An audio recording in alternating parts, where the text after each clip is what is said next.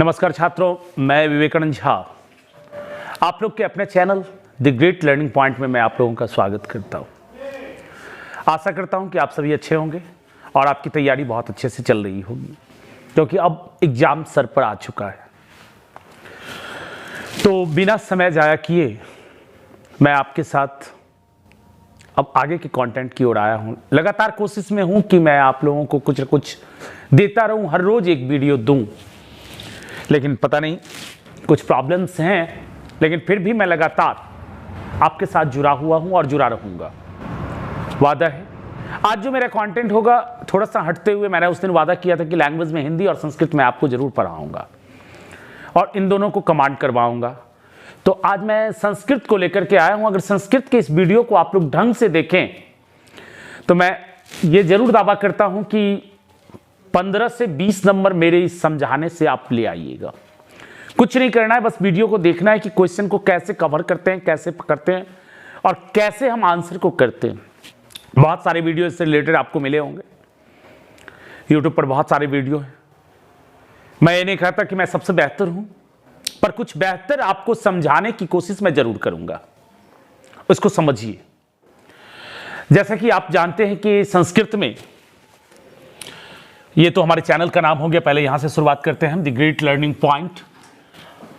आप अपने दोस्तों को भी बताइएगा। निश्चित तौर पर अगर आपको पढ़ाई अच्छी लगे तो इसे शेयर भी कीजिएगा वीडियो को। इसी आशा के साथ मैं हूं, जिससे कि मेरा मनोबल बढ़ता रहेगा। अगर सब्सक्राइब आप करते हैं, शेयर करते हैं, मेरा व्यू उठता है तो उससे मेरा मनोबल बढ़ेगा और मैं और ज़्यादा आपके साथ वीडियो लाने की कोशिश करता रहूँगा, लगातार करता रहूँगा। नीचे मैंने संस्कृत क्वेश्चंस लिखा है, जिससे आपको यह जानकारी हो कि संस्कृत के क्वेश्चंस का मैं डिस्कस करूँगा। अब मैं थोड़ा सा बढ़ता हुआ चलता हूँ कि संस्कृत में क्वेश्चंस कैसे कैसे हमको आने हैं। आप लोग जैसा कि जानते होंगे, संस्कृत में दो टाइप्स के क्वेश्चन आते हैं। एक आता है गद्यांश पर,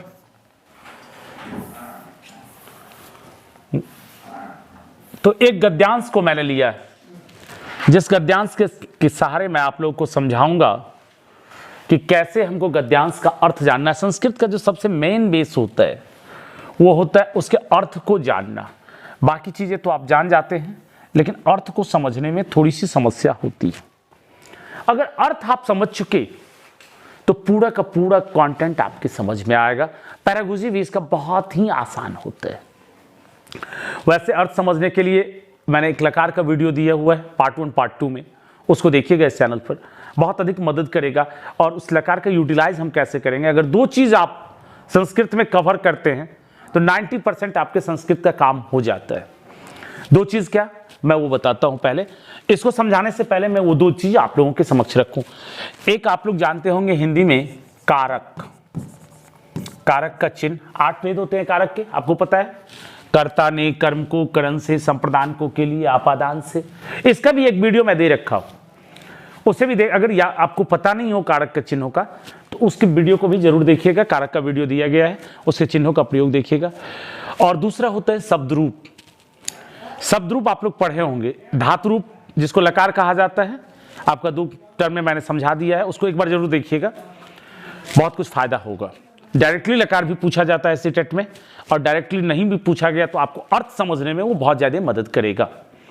उसके अतिरिक्त उसके बाद शब्द रूप, आप उदाहरण के लिए अकारांत, आकारांत में आपने देव शब्द पढ़ा होगा।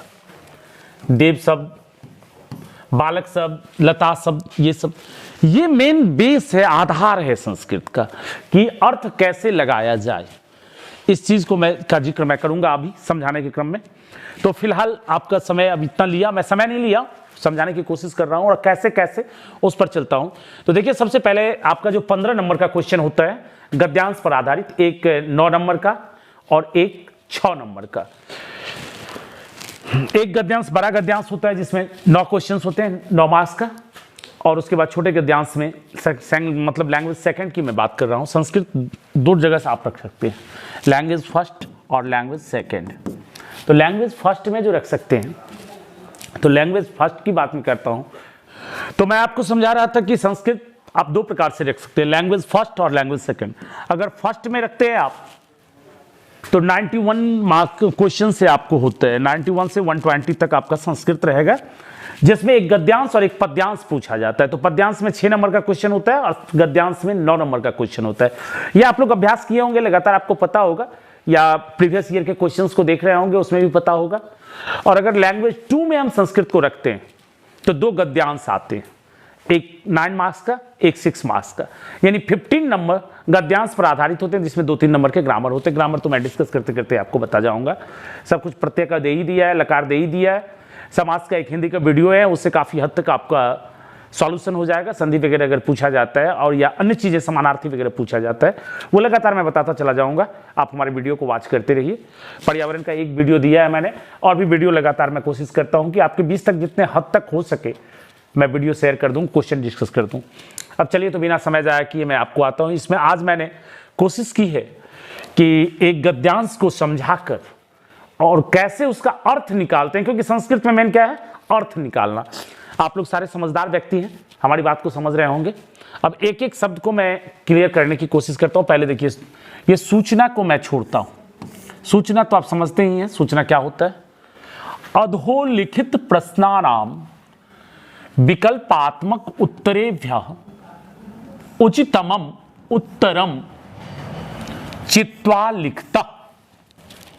अर्थात इसका अर्थ समझिए क्या है, निर्देश है ये, लेकिन इस निर्देश का अर्थ हम कैसे लगाएंगे। देखिए, अधोलिखित प्रश्नानाम, अधः जोर लिखिता, अधः मतलब होता है नीचे, नीचे लिखे गए प्रश्नों का।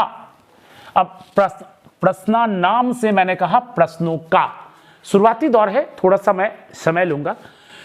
यहां पर अगर देव शब्द आप याद किए होंगे, देव शब्द षष्ठी बहुवचन में नाम होता है। किसी शब्द का कोई भी शब्द रूप हो, षष्ठी बहुवचन में नाम लगता है। बाल का नाम, लता नाम, मुनि नाम। अगर आपको पूछा जाता है कि रामा नाम किस शब्द रूप का अंश है, षष्ठी बहुवचन हो जाएगा। और संबंध छठा भेद होता है कारक का।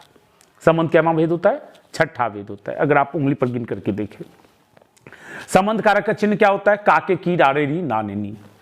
तो काके की में लेते हैं हम, इसलिए अधो लिखताराम प्रश्नानाम, नीचे लिखे गए प्रश्नों का। विकल्पात्मक उत्तरेभ्य, विकल्पात्मक उत्तरों में। उचितमम, उचित उत्तर। चित्वा, इसमें प्रत्यय लगा हुआ है। जब भी त्वा लगा हुआ मिल जाए तो कत्वा या अक्त्वा प्रत्यय कहा जाता है, इसको लगा होता है। चित्वा का अर्थ होता है चुनकर, लिखता, लिखे। इसका अर्थ समझ गए होंगे आप लोग। अधोलिखित प्रश्नानां विकल्पात्मक उत्तरेभ्य उचितमम उत्तरम चित्वा लिखतः, नीचे लिखे गए प्रश्नों का विकल्पात्मक उत्तरों से उचित उत्तर चुन करके लिखें। कोई दिक्कत नहीं। अब चलिए, ये तो हो गया। अब नीचे जो पहले गद्यांश दिया गया है, यानी पैराग्राफ कहें, या अब ज्यादा नाम नहीं कहना है इसका हमको। एक पहले यहां से शुरू करते हैं हम, एक एक शब्द को आप लोग देखते जाइएगा, समझ में आता है।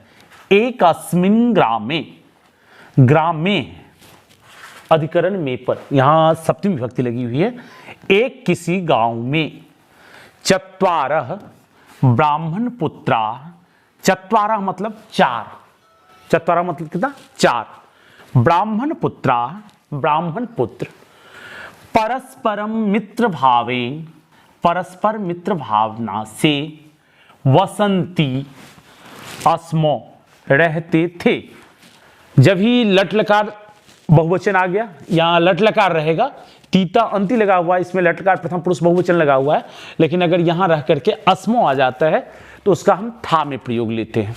तो एक किसी गांव में 4 ब्राह्मण पुत्र परस्पर मित्रता के भाव से रहते थे।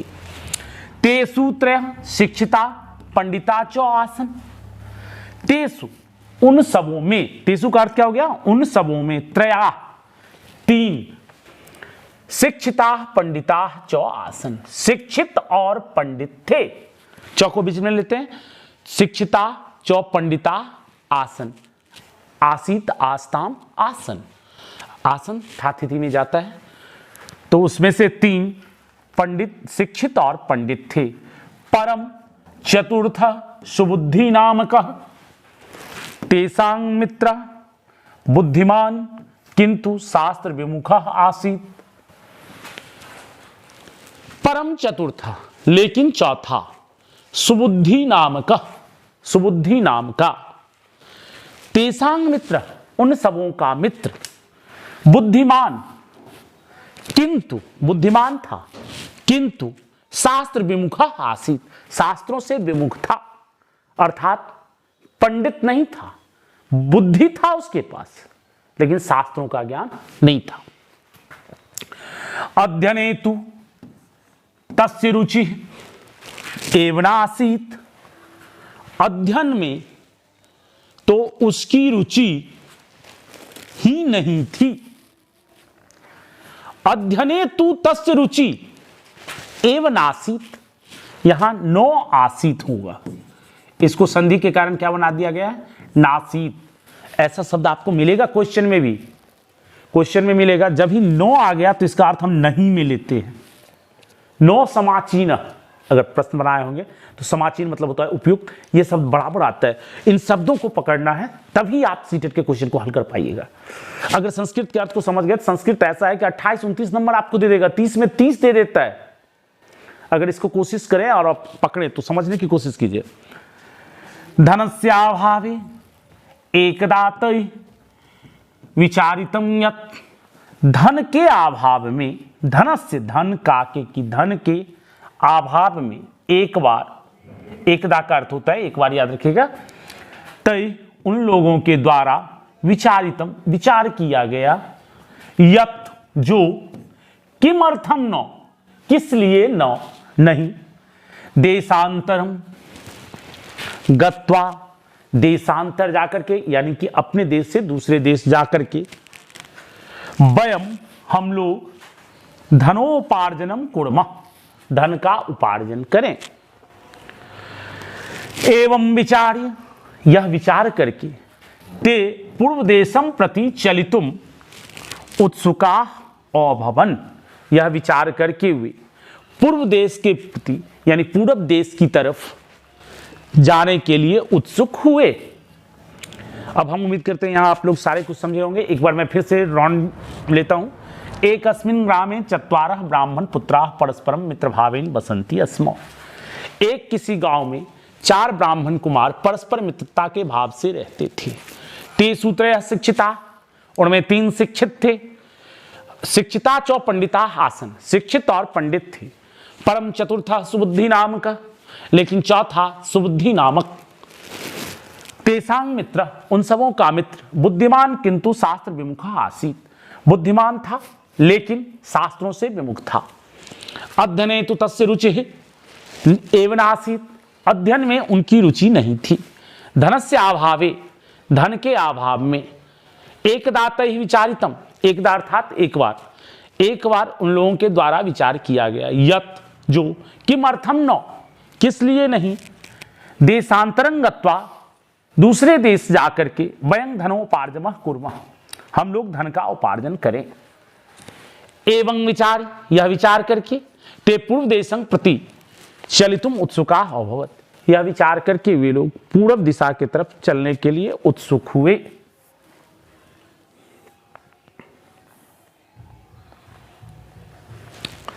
अब फिर से आगे आते हैं हम लोग। उतनी तक कहानी को आप लोग समझ चुके होंगे मैं उम्मीद करता हूं।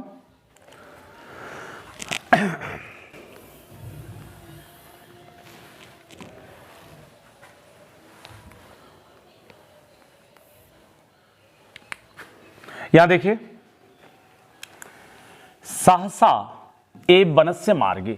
अब यह विचार करके आप लोग यह विचार करके वे लोग जब रास्ते में चले तो सहसा मतलब होता है अचानक एव वनस्य मार्गे गच्छन्तः अचानक से वे जंगल के रास्ते में जाते हुए वनस्य मार्गे जंगल के मार्ग में जाते हुए गच्छन्तः जाते हुए ते कानिचित अस्थीनि औपस्यन वे कुछ अस्थियों को देखे। अस्थि मतलब हड्डियों को औपस्यन देखे। एक चीज और मैं बता देता हूं अगर लकार पूछा जाए आपसे और अ लगा हुआ मिल जाए ये ट्रिक याद रखिएगा तो कौन सा लकार होता है तो लंग लकार होता है।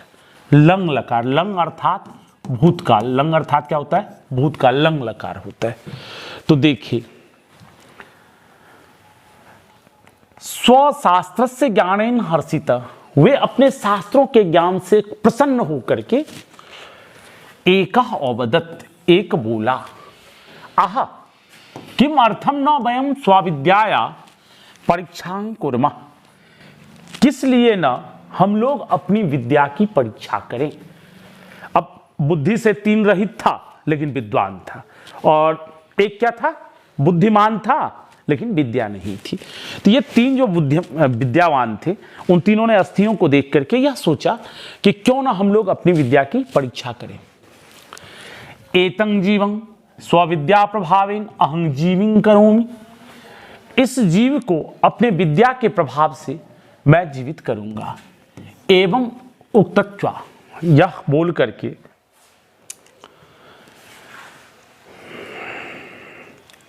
एतं जीव स्वविद्या प्रभावेन अहं जीविं करोमि, इस जीव को अपनी विद्या के प्रभाव से मैं जीवित करूंगा।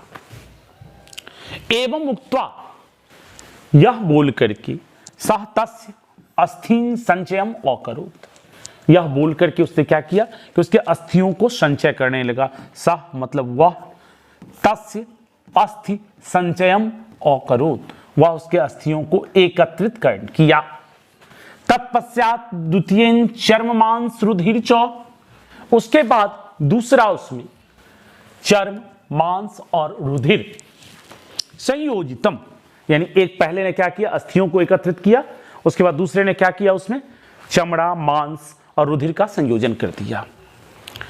तृतीयः अपि स्वज्ञानस्य परीक्षाम् अकुर्वन् यावत् तस्मिन् जीवनम संचारितुम उद्यमः, तीसरा जब उसमें अपने विद्या की परीक्षा करने के लिए जीवन का संचार करने वाला था, उद्यमः तावदेव सुबुद्धिना निषिद्धा उक्तः च, उसी समय सुबुद्धि जो है उसे रोकते हुए बोला, भो ऐसा तु सिंह प्रतीयते, अरे रुको, ये तो सिंह प्रतीत होता है।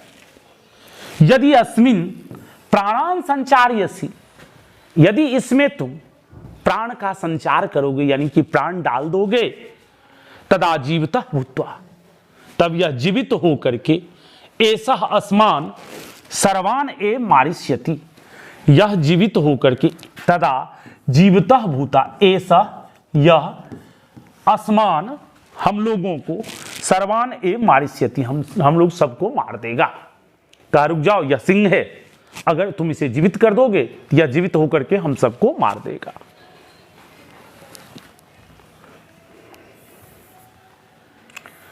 इदम श्रुत्वा क्रोधितः तृतीयः अकथत, यह सुनकर के तीसरा जो था वह क्रोधित होकर के बोला, रे मूर्ख,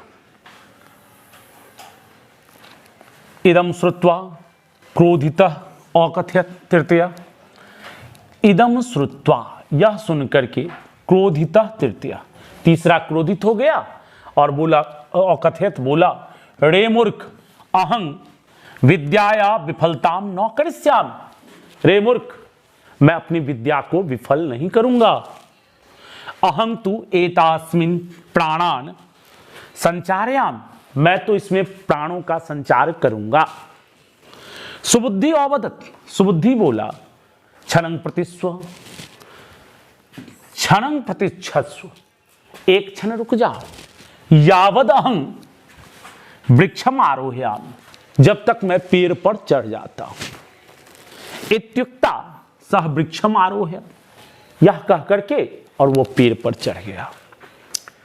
तदा तीर्थेन ब्राह्मणेन तस्मिन् यथा प्राणा संचारिता, तब वो जो तीसरा ब्राह्मण था उसमें प्राण का संचार कर दिया। जैसे ही प्राण का संचार किया, तथैव सिंह जीवितः भुक्त्वा, तब ही वह सिंह जीवित हो गया। तान ब्राह्मणान आक्रम्य तेषां नाशम अकरोत्, और जीवित होकर के उन ब्राह्मणों पर आक्रमण कर दिया और उनका नाश कर दिया। तत्पश्चात सुबुद्धि वृक्षाद अवतीर्य स्वगृहं गतः, उसके पश्चात सुबुद्धि वृक्षात अवतीर्य, पेड़ से उतर करके अपने घर गया। तो ये आपका पैराग्राफ था, शायद अब आगे नहीं होगा, मैं देखता हूं, नहीं है। तो पैराग्राफ को आप लोग समझे होंगे, मैंने कोशिश की कि उसको समझाएं। अगर पैराग्राफ को आप समझे हैं तो उसके बाद मैं क्वेश्चंस का डिस्कस करता हूं कि कैसे हमको क्वेश्चंस का हल करना है। देखिए 2-3 तरीके हैं क्वेश्चन को हल करने का। मेन तो हमें समझाना था कि आप पैराग्राफ का अर्थ, अब यही जो मैं समझाया यही पूछेगा ये तो गारंटी है नहीं।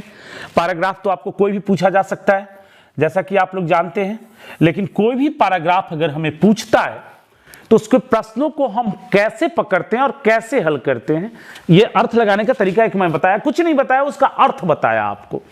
अर्थ लगाने का तरीका है हिंदी से, चूंकि देवनागरी लिपि में ही लिखी जाती है, हिंदी से रिलेटेड आपको थोड़ा सा कारक और विभक्ति का ज्ञान हो जाए तो मैं 100% कहता हूं कि आप अर्थ लगाने लगिएगा। लेकिन 1-2 क्लास मैं दूंगा, उसमें उस पर मैं भी बातें करूंगा। अब भी जो मैं बात कर रहा हूं, चूंकि अधिक जाया नहीं कर रहा हूं, मैं आपको मोटिवेट करने की कोशिश कर रहा हूं और बहुत सारी चीजें हमें पढ़ानी है। आप लोग निश्चित तौर पर में इस वीडियो को गौर से देखिएगा और दोस्तों में शेयर कीजिएगा अगर फायदा लगता है तो। अगर 9-10 के बच्चे भी देखते हैं इसको, 10 के बच्चे भी देखते हैं, तो उनमें भी पैराग्राफ आता है। वैसे मेनली मैं सीटेट के लिए ये दे रहा हूं, जिससे कि संस्कृत में किसी तरह मैं कोशिश करूं कि आप लोग जैसे तैसे करके 20-25 नंबर ले आए, 30 नंबर ले आए, जो जैसे मेधावी होंगे उनका वैसा मार्किंग होगा। अब यहां देखिए, ग्रामे ब्राह्मण पुत्रा कथं वसंती अस्मो। सबसे पहला चीज ये याद रखिए कि ये जो होता है एक शब्द रूप आता है, कह शब्द रूप, अपने अपने किताब में देखिएगा। कह शब्द रूप से प्रश्न का निर्माण होता है और यहां है कथम। कथम का अर्थ होता है कैसे। कथम का अर्थ क्या होता है? कैसे। तो यहां कहता है ग्रामे ब्राह्मण पुत्रा कथं वसंती अस्मो, तो गांव में ब्राह्मण पुत्र कैसे रहते थे। तो पैराग्राफ को अगर हम पीछे लें तो वहां देखिएगा पहले लाइन में है ग्राम मित्र भावेन वसंती अस्मो, हीन भावेन, दीन भावेन, शत्रु भावेन, तो यह नहीं होगा। आप लाइन मिला लीजिएगा, डायरेक्टली लाइन मिलाइएगा अगर कुछ नहीं समझ में हमको आ रहा है, और क अक्षर वाला को निकाल दीजिएगा वहां से। क्योंकि ऑफलाइन एग्जाम है, आपके सामने क्वेश्चन होगा तो लाइन मिल जाता है हमारा। सारा क्वेश्चन पर ये ट्रिक मेरा काम नहीं करेगा, आपका सारे क्वेश्चन पर ट्रिक काम नहीं करेगा, लेकिन हम ये कहते हैं कि लगभग पैराग्राफ बनाने में आपके 80% जो पैराग्राफ से सीधे उठाकर क्वेश्चन पूछा जाता है उसमें आपको 100% मतलब ये काम करेगा ट्रिक आपका। लाइन मिलाइए और लाइन मिला के, लाइन के बाद जो क अक्षर से निर्मित शब्द है जो प्रश्न का निर्माण कर रहा है उसको हटा करके, और जो उसमें दिया गया है पैराग्राफ में देखिए वो शब्द आपको मिल जाएगा। जैसे इसमें मिल चुका आपको ग्रामे ब्राह्मण पुत्रा कथं वसंती अस्मो, तो मित्र भावेन। यहां आपका एक क्वेश्चन होता है। अब अगले क्वेश्चन की ओर देखिए, अगला क्वेश्चन क्या कहता है।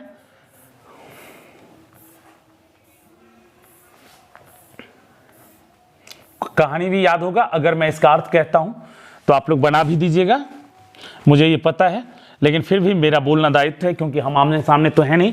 आप वीडियो को देखिएगा, तो वीडियो को देखिएगा तो फिर आप आंसर मिला लीजिएगा बना करके खुद से। शास्त्र विमुखस्य मित्रस्य किम नाम, तो 3 उसमें पंडित थे, शास्त्रों के ज्ञाता थे, उनका नाम कहीं पैराग्राफ में चर्चा है नहीं है। चौथे के नाम का चर्चा है जो शास्त्रों से विमुख था पर बुद्धिमान था, और उसके लिए सुबुद्धि शब्द का प्रयोग आया। उसके लिए किस नाम का प्रयोग आया है? सुबुद्धि। तो दुर्बुद्धि, राष्ट्रबुद्धि, अल्प बुद्धि कहीं है पैराग्राफ में, ये सब शब्द ही नहीं मिलेगा आपको। क्या शब्द मिला है? शास्त्र विमुखस्य मित्रस्य किम नाम, तो किम शब्द कौन से निर्मित है, ये प्रश्न निर्माण कर रहा है, ये भी मिला लीजिएगा। लेकिन सुबुद्धि नाम डायरेक्ट आपको मिलेगा, इसका ये 4 नंबर आंसर है। इस पर मैं ज्यादा डिस्कस न करते हुए समय बचाते हैं हम, क्योंकि पैडागोजी पर ज्यादा बोलना होगा हमें। फिलहाल इसको समझाने की कोशिश मैं कर रहा हूं। अब अगला क्वेश्चन आपका कहता है कि मार्गे गच्छन्तः ते किम अपश्यन्, मार्ग में जाते हुए उन लोगों ने क्या देखा। मार्गे गच्छन्तः ते किम अपश्यन्, यहां भी किम है, ये भी लाइन डायरेक्ट आपको पैराग्राफ से मिलेगा।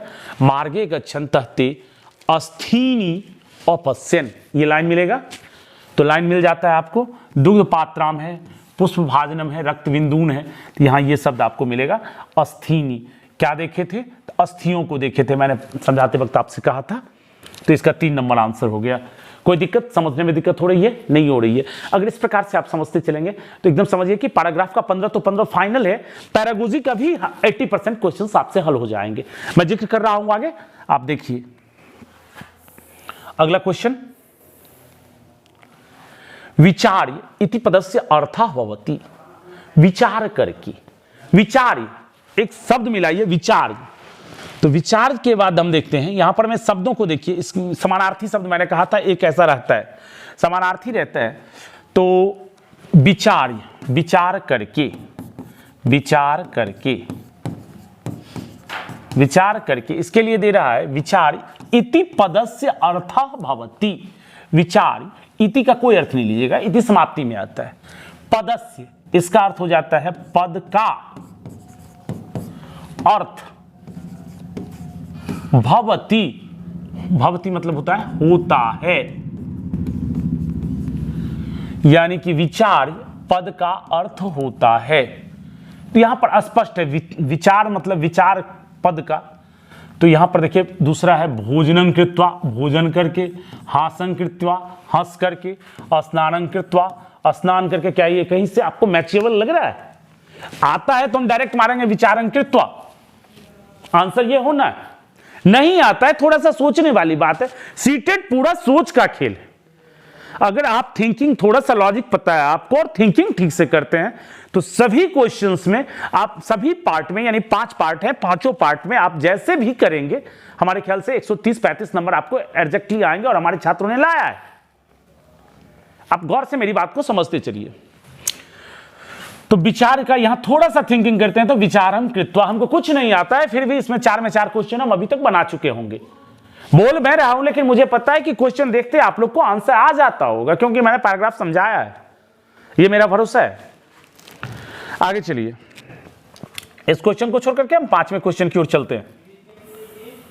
सुबुद्धि कुत्र आरोहत, सुबुद्धि कुत्र आरोहत, सुबुद्धि कहां पर चढ़ा? सुबुद्धि कुत्र आरोहत, सुबुद्धि कहां चढ़ा? तो चढ़ने वाली बात है वृक्षम, भवनम, पर्यंकम, यानम। न यान में चढ़ा, न भवन में चढ़ा, न पर्यंकम में चढ़ा। तो चढ़ा था कहां? वृक्षम। सुबुद्धि कुत्र आरोहम, तो वृक्षम, पेड़ पर चढ़ा था। अब इसको अंडरलाइन हम नहीं कर रहे हैं क्योंकि पेन हमने लिया नहीं अभी तक, तो अब मैं पेन ले लेता हूं और इसको अंडरलाइन करता हूं। कहां पर चढ़ा था? वृक्ष पर चढ़ा था। Question clear? अब आगे बढ़िए फिर से अगले क्वेश्चन की ओर। अनुच्छेदे अस्मिन् आरूह्य पदस्य विपरीतार्थं पदम चित्वा लिखत। अनुच्छेद में, अब यहां पर देखिए विपरीतार्थक मतलब होता है उल्टा। विपरीतार्थक क्या अर्थ क्या होता है? उल्टा। अनुच्छेदे अस्मिन्, इस अनुच्छेद में, अनुच्छेदे अस्मिन् का मतलब क्या हो गया? इस अनुच्छेद में, जो अनुच्छेद दिया गया था। आरूह्य, क्वेश्चन ये है आपका मेन, आरूह्य मतलब चढ़कर। पदस्य विपरीतार्थं किं पदम प्रयुक्तम, विपरीतार्थं पद क्या दिया गया है? प्रदाय का अर्थ होता है दे करके, विहाय का अर्थ होता है छोड़ करके, विहस्य का अर्थ होता है हंस करके। ये तीनों तो नहीं है, तो नहीं है तो अब आपका होता क्या? ये पैराग्राफ में भी शब्द का प्रयोग है, अंतिम पार्ट लाइन में देखिएगा, वृक्षात अवतीर्य, पेड़ से उतर करके जब वो घर जाता है। नहीं तो वैसे भी देखते, विपरीतार्थक पूछ रहा है, विपरीतार्थक का अर्थ क्या होता है? उल्टा। तो आरोही का अर्थ क्या हो गया? आरोही मतलब होता है चढ़ना, अवतीर्य मतलब होता है उतरना। इन शब्दों को याद रखिएगा। उतर करके कहाँ जाता है? तो घर को जाता है। यहाँ इसका अर्थ हो गया अनुच्छेदे अस्मिन् आरोह्य पदस्य विपरीतार्थं पदम किं प्रयुक्तम, अवतीर्य मतलब उतर करके। मैं उम्मीद करता हूं कि आप लोग समझ रहे होंगे, और ऐसे समझते रहे तो हम आगे की ओर बढ़ते चल रहे हैं। ते कं देशं प्रति, वे किस देश के प्रति?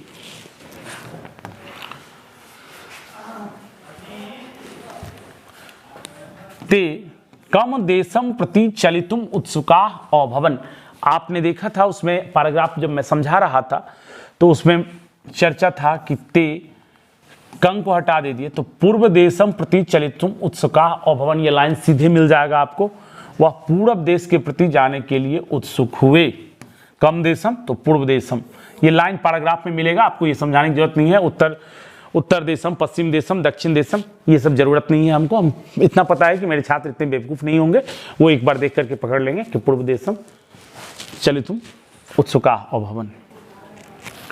अब अगले क्वेश्चंस को देखिए। अगला क्वेश्चन आपका कहता है क्या कि अस्थि समूहे चर्म मांस रुधिर केन संयोजितम। अस्थि समूहे, अस्थि के समूह में चर्म मांस रुधिर किसके द्वारा, केन का अर्थ क्या होता है, किसके द्वारा, किसके द्वारा संयोजित किया गया। तो वैसे अगर पढ़ करके अर्थ लगाते हैं तो सीधा अर्थ लगेगा, नहीं तो लाइन को भी आप मिलाइएगा पैराग्राफ में तो आपको डायरेक्ट मिलेगा द्वितीयेन, दूसरे के द्वारा। यानी कि पहला क्या किया, अस्थियों को एकत्रित किया, दूसरा क्या किया था तो उसमें चर्म मांस रुधिर का संयोजन किया था, और तीसरा प्राण डालने वाला था तब सुबुद्धि रोका, लेकिन फिर वो पेड़ पर चढ़ गया, आपको कहानी याद होगा, तब तीसरे ने उसमें प्राण डाला, वो जीवित हुआ, अंतिम सबको मार डाला। तो यहां पर इसका आंसर क्या हो गया, द्वितीय। दैट्स क्लियर, आप लोग समझ रहे होंगे, उम्मीद करते हैं। अगले क्वेश्चन को देखिए। तो ये पैराग्राफ पर आधारित आपके क्वेश्चंस थे। अब यहाँ मैं आपको कुछ पैरागोजी के क्वेश्चंस करता हूँ, तो इस क्वेश्चंस को देखिए और इसके भी अर्थ को समझिए तो बहुत आसान हो जाता है। पैरागोजी, चूंकि मैं ये कहूँ तो सीटेट कुल मिलाकर पैरागोजी है, और पैरागोजी क्या है, आपके थिंकिंग पर चलता है, कुछ नहीं है। लेकिन सबसे बड़ा मेजर पॉइंट यहाँ क्या होता है कि अगर मेजर पॉइंट में हम इसको अर्थ को समझ लें तो पैरागोजी संस्कृत का ओवरऑल सबसे आसान होता है, और होना भी चाहिए। देखिए सूचना में फिर से आ गया सूचना, अधोलिखित प्रश्नानाम विकल्पात्मक उत्तरेभ्य उचितम उत्तरम चित्वालिखत, जो लाइन मैंने पहले समझाया था आप लोगों को, नीचे लिखे गए प्रश्नों के विकल्पात्मक उत्तरों में से उचित उत्तर चुन करके लिखें। अब यहाँ क्वेश्चन क्या है, भाषा अधिगमार्थम सूचना पत्रकाणाम विज्ञापनानाम च सामग्री रूपेण व्यवहारः क्रियते तेषाम उपयोगिता भवति। भाषा अधिगमार्थम, भाषा अधिगम के लिए, अधिगम और अर्जन दो चीजें होती है। आपको पता होगा कि हम अपने परिवेश से जो कुछ सीखते हैं, आसपास से, यानी कि घर परिवार में बच्चे आसपास में जो कुछ सीखते हैं उनको कहा जाता है अर्जन करना। और विद्यालयी व्यवस्था, पुस्तकों के द्वारा एक नियमबद्ध व्यवस्था के तहत जो सीखते हैं उसको कहा जाता है अधिगम करना। अधिगम और अर्जन में ये अंतर है। भाषा और चिंतन चैप्टर में आप पढ़े होंगे, नहीं पढ़े होंगे हम पढ़ाएंगे आपको, या पढ़े ही होंगे, आप इतने दिनों से तैयारी कर रहे हैं तो इतना पता ही होगा। तो भाषा अधिगम करने के लिए, यानी कि नियम पूर्वक व्यवस्था में सीखने के लिए सूचना पत्रों का, विज्ञापनों का सामग्री के रूप में व्यवहार किया जाता है। तेसाम उपयोगिता भवति, इनकी उपयोगिता किसमें होती है। तो देखिए, आहारमय वातावरणार्थम, आहारमय वातावरण के लिए, क्रीडामय वातावरणार्थम, क्रीडामय वातावरण के लिए, अभ्यासमय वातावरणार्थम, अभ्यास के वातावरण के लिए, लेखम, लेखमय वातावरणार्थम। तो ये तीनों आपका अनुपयुक्त आंसर है, क्योंकि आहार से कोई लेना देना नहीं है, खेल से लेना नहीं है, अभ्यास से लेना देना नहीं है। आप किस में, तो यहाँ सूचना पत्र का और विज्ञापनों का, सूचना पत्र और विज्ञापन। सूचना पत्र में क्या दिया जाता है, जानकारियों का संग्रह इकट्ठा होता है, और विज्ञापन में भी कुछ जानकारी लिखी जाती है। इन सब से आप किस में मदद कर सकता है, तो दिए गए विकल्पों के अनुसार से सबसे उपयुक्त है आपका 4 नंबर, लेखमय वातावरणार्थम, लेखमय वातावरण के लिए। आप समझ गए होंगे मेरे ख्याल से। नहीं समझ में आता होगा कमेंट कीजिएगा, उसमें फिर से हम दूसरे वीडियो में इसको हम फुलफिल करेंगे, और वैसे हम इस वीडियो में भी काफ़ी डिफाइन करने की कोशिश कर रहे हैं, आप लोग ध्यान दीजिएगा। तो अब यहाँ पर में हम देखते हैं अगला कि क्वेश्चन क्या कहते हैं। अगला क्वेश्चन कहता है, तो कक्षायाम भाषा में वातावरणार्थम शिक्षक, कक्षा में भाषा में वातावरण के लिए शिक्षक, कक्षा में भाषा में वातावरण के लिए शिक्षक क्या करते हैं, कक्षायाम स्व अनुभूति प्रकटनार्थम छात्रान अवसरं दद्यात्, कक्षा में अपने अपने अनुभूतियों को, यानी कि अपना अपना जो एक्सपीरियंस है उसको प्रकट करने के लिए छात्रों को अवसर देते हैं। तेसांग संभाषण कालम प्रदीर्घं कुर्यात्, उसके बोलने के समय को लंबा कर देते हैं। अपत्यानां सम्यक पालनार्थम अभिभावकान् निर्देशित, उसको ढंग से उसका पालन पोषण करने के लिए अभिभावकों को निर्देश देते हैं। प्रत्येक छात्र कृते समानं लक्ष्यं समापयेत्, प्रत्येक छात्र के लिए समान लक्ष्य दे देते। तो अब इसको देखिए, यहाँ ये नहीं होगा क्योंकि प्रत्येक छात्र को आप समान लक्ष्य नहीं दे सकते।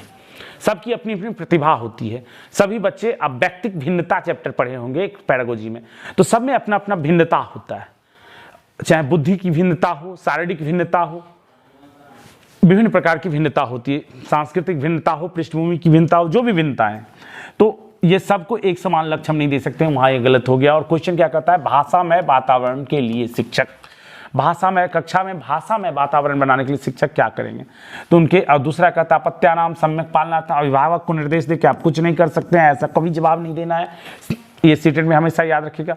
तेसांग संभाषण कालम प्रदीर्घं कुर्यात्, उनके बोलने के समय को लंबा करेंगे, कभी नहीं करेंगे।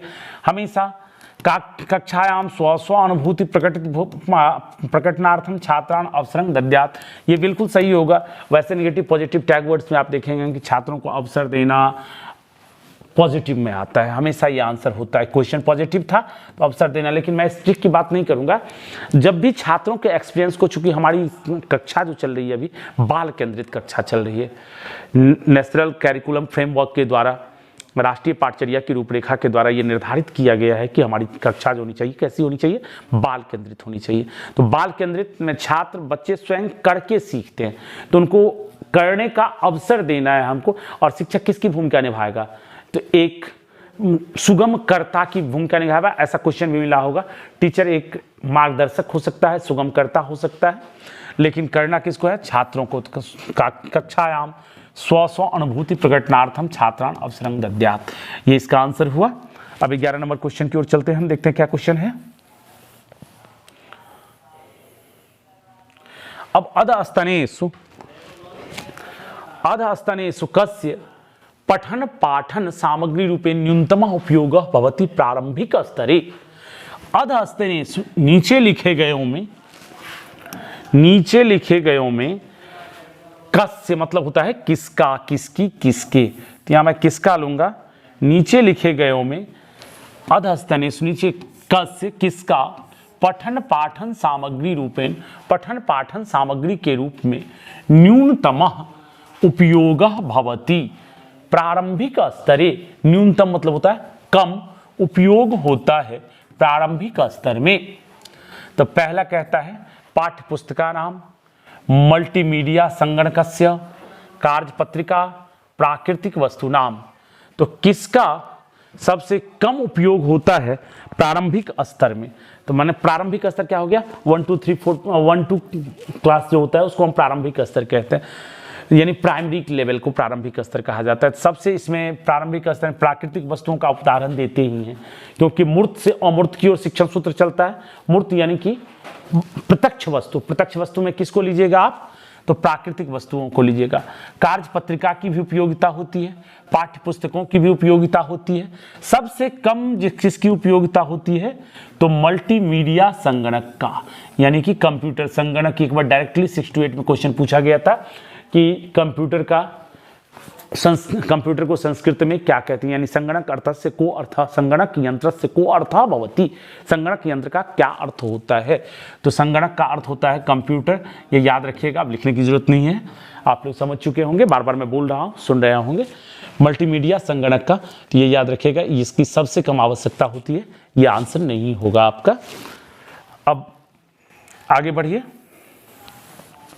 12 नंबर में कहता है उत्पादक शब्दावली सन्निवेशयति। उत्पादक शब्दावली, तो उत्पादक शब्दावली देखिए, कौशल 4 प्रकार के होते हैं, श्रवण, वाचन, पठन, लेखन, जिसमें 2 जो क्या है, 2 अधिग्रहणात्मक कौशल है और 2 उत्पादक कौशल है। अधिग्रहणात्मक कौशल में क्या आता है, तो जिससे हम अपने अंदर लेते हैं, यानी सुन करके अपने अंदर लेते हैं या पढ़ करके अपने अंदर लेते हैं। तो पढ़ करके और सुन करके हो गया ग्रहणात्मक कौशल। और उत्पादक कौशल में क्या आता है, संभाषण, यानी कि बोलना और लिखना। आप अपने मन के भाव या विचार को कैसे व्यक्त कर सकते हैं, तो मन के भाव या विचार करके हम बोल करके व्यक्त कर सकते हैं या लिख करके व्यक्त कर सकते हैं। तो ये दोनों होते हैं उत्पादक कौशल। तो डायरेक्टली आंसर आपको हिट करते हैं हम, इतना अगर आप समझ गए हैं तो डायरेक्ट आंसर को देखिए, आप आसानी से कह सकते हैं कि इसमें कौन सा आंसर है। तो यहाँ पर अगर हम देखें तो कहता है श्रवण समय अभिज्ञातान शब्दन, सुनने के समय में अभिज्ञातन शब्द, उत्पादक शब्दावली है। तो उत्पादक शब्दावली में ये नहीं आ सकता है। मैंने आपको क्या कहा कि दो ही उत्पादक होता है, संभाषण यानी बोलना और लिखना। तो लेखन समय प्रयुक्तान शब्द ये उत्पादक में नहीं आ सकता है। संभाषण समय, लेखन समय च प्रयुक्तान शब्दान, ये एकदम कॉमन होगा क्योंकि इसमें दोनों आ गया। संभाषण मतलब बोलने के समय और लेखन समय, लिखने के समय जो प्रयुक्त शब्द होता है वह उत्पादक शब्दावली के अंतर्गत आता है। संभाषण समय प्रयुक्तान, ये सिंगल पार्टिकुलर हो गया, ये भी पार्टिकुलर हो गया, लेकिन इसमें हम देखें तो दोनों आ चुका है, इसलिए 3 नंबर इसका आंसर होगा।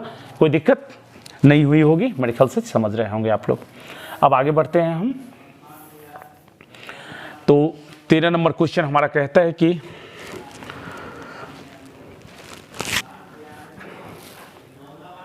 छात्राणाम स्वायत्तां प्रोन्नति कर्तुं, छात्रों के स्वायत्ता को प्राप्त करने के लिए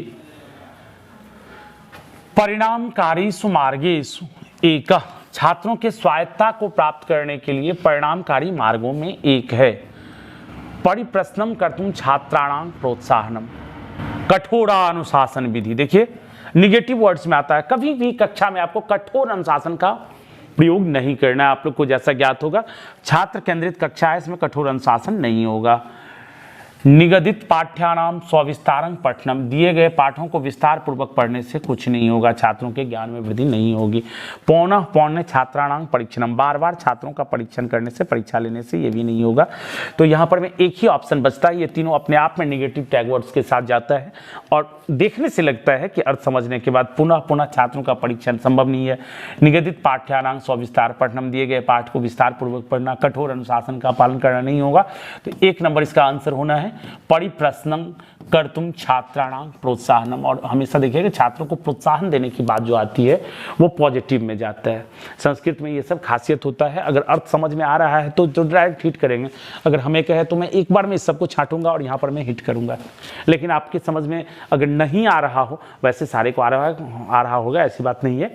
अगर नहीं आ रहा हो तो प्रोत्साहन, छात्राणां, छात्रों का प्रोत्साहन जब भी मिल जाए कि छात्रों को बढ़ावा देना है, उसके उत्साह को बढ़ाना है, वो आंसर हो जाता है। चलिए हम अगले क्वेश्चन की ओर चलते हैं। अगला क्वेश्चन क्या कहता है हमारा, उपचारात्मक शिक्षणस्य प्रयोजनम अस्ति। तो उपचारात्मक प्रयोजनम, उपचारात्मक और निदानात्मक, पहले निदानात्मक तब उपचारात्मक, इसका मैं जिक्र करता हूं थोड़ा सा, इसलिए जिक्र कर देता हूं कि आप लोग पढ़े हैं सारे को, लेकिन पढ़ने के साथ साथ हमें भी बताना फर्ज है। अगर नहीं पढ़े हैं तो थोड़ा सा ज्ञान बढ़ जाएगा आप लोगों का हमारे माध्यम से, तो हमें बड़ी खुशी होगी। अब बात करते हैं उपचारात्मक शिक्षण से पहले होता है निदानात्मक। निदानात्मक का अंग्रेजी होता है डायग्नोस्टिक। अब डायग्नोसिस डॉक्टर को कहते हुए सुने, डायग्नोसिस, उसके बाद ट्रीटमेंट। तो मतलब मेरे कहने का क्या है, निदानात्मक हो गया बच्चों के कमियों का पता लगाना। निदानात्मक शिक्षण किसको कहते हैं, बच्चों के कमियों का पता लगाना, और उस कमी को दूर करना हो गया उपचारात्मक। अगर बच्चा कोई पढ़ने में कमजोर है कक्षा में, तो क्यों कमजोर है ये जो हम पता लगाते हैं, इसको कहा जाता है निदानात्मक शिक्षण। और उसके बाद उस कमियों को अगर दूर कर दिया जाता है तो उसको हम कहते हैं उपचारात्मक शिक्षण। तो यहां हमारा प्रश्न आता है उपचारात्मक शिक्षण से कि उपचारात्मक शिक्षण से प्रयोजनम अस्ति, उपचारात्मक शिक्षण का प्रयोजन अर्थात उद्देश्य है।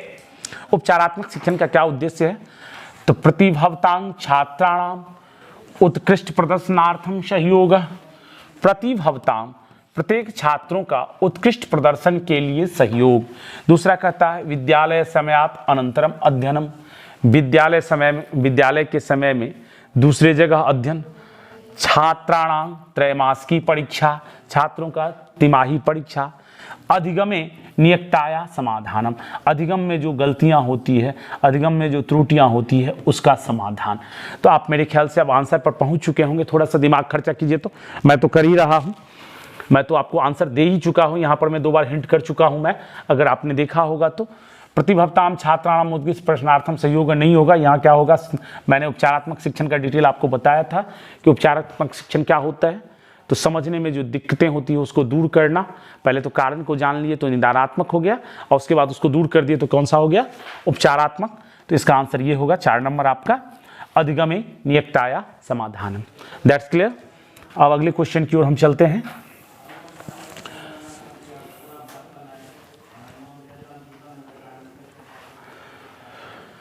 शिक्षिका, यहां देखिए 15 नंबर क्वेश्चन है आपका। शिक्षिका स्वाध्यापनात् विद्यार्थिनां अधिगमः कथं भवति इति ज्ञातुम् इच्छति सा प्रथम कारकं परीक्षणं कुर्यात्। शिक्षिका स्वाध्यापनात्, शिक्षिका अपने